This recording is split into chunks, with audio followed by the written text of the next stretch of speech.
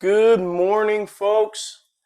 Today, I want to show you something that I've been dying to do for some time, and that is modify my Boker AK 74 with the Warncliffe blade. So, what are we trying to modify today? Well, you can see what looks like a sharpening choil right here. Let's zoom in a little bit better. But as you turn the knife, you realize that is no sharpening choil at all, and that the grind of the edge doesn't even come all the way back to the plunge grind on the blade.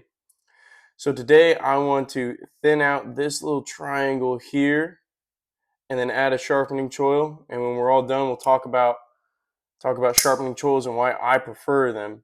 And we'll talk about this knife a little bit, touch on it, but probably save most of that for another video. But let's hop right into modifying this knife. It is, if I can get it in frame a little bit, the Hyper Tough. Bought it at Walmart. It was $28.99, I believe, out the door with all the accessories and the Dremel, or not Dremel since it's the name brand, but rotary tool. And it says it can go speeds from 8,000 to 3,500 RPMs. And it comes with some diamond cutters. Let's see, what did it say? 2 diamond points. So we're going to see how these stones and abrasives hold up.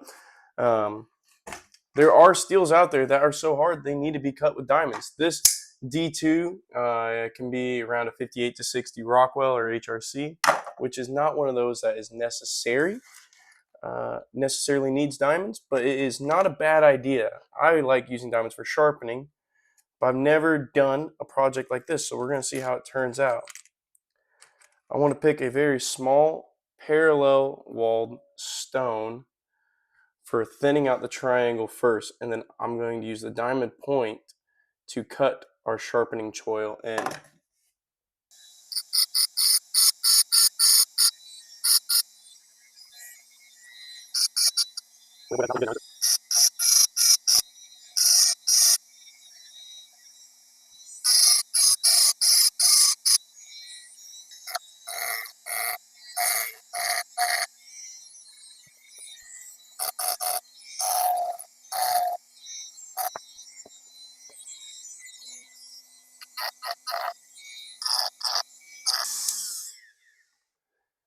This is the diamond tip in question.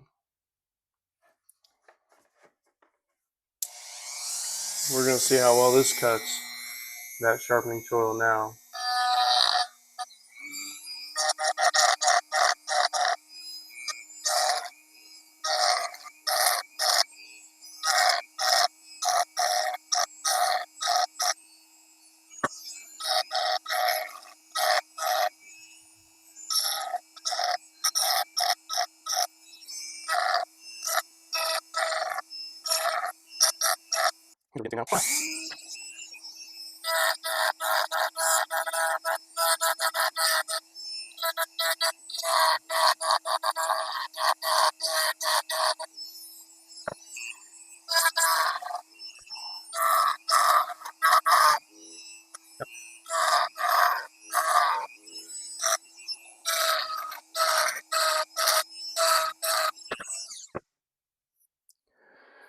Okay, I want to take a pause for a minute and just say this is where we're at right now, and it feels like the diamond kind of stopped cutting. I don't know if it lost all of its abrasives or what.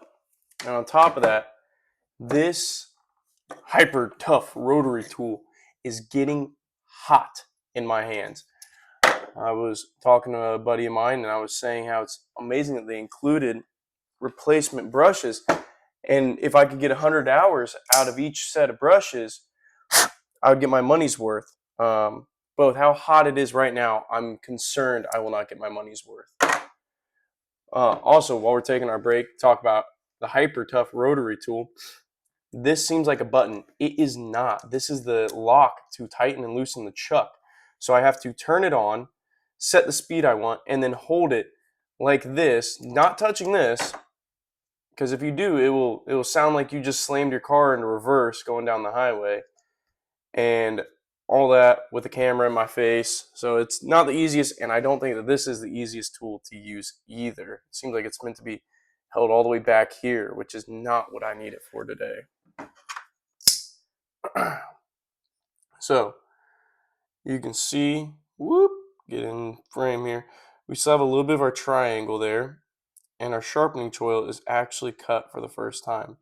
Now, as I'm doing this, this is my first time doing it, so feel free to make fun of me in the comments and how it looks like junk. But as I'm doing it, I'm trying to get two lines of symmetry. I'm trying to get one line vertically here from the left side to the right side, and another line of symmetry down the edge from the left side to the right side. So that way the whole looks uniform and as close to factory as I can get.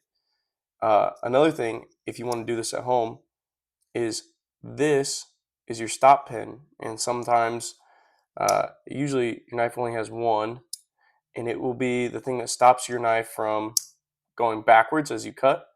And also, when you go to close it, it hits on the blade. Here with this plunge lock, it hits on the plunge lock as well, and it will stop the blade from hitting your spacers and dulling your edge every time you close your knife. So one thing to keep in mind, as you're doing your plunge lock, you shouldn't have to worry about it too much as long as you're not being stupid, because my plunge lock engages down in here and not up here. So I just need to make sure that I'm not interfering with my stop pin. Otherwise, my knife will go dull every time it gets closed. So let's get back into it.